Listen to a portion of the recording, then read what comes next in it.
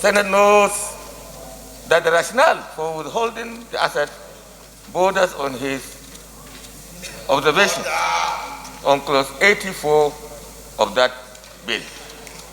Desirous of the need to address the observation by Mr. President Commander-in-Chief and make necessary amendments in accordance with Order 87C of Senate Standing Orders 2022 as amended,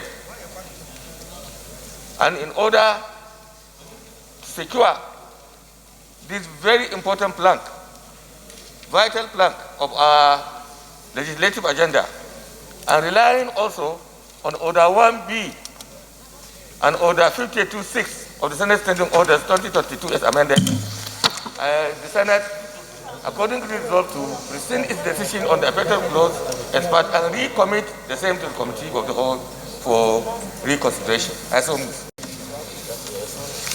There is only a clause here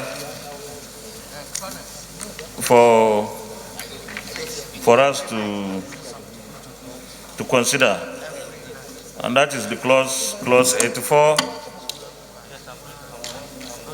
on the nomination of candidates by parties. Those in favor that this clause 84 stands part of the bill, say aye. Aye. Those against say nay. The ayes have it.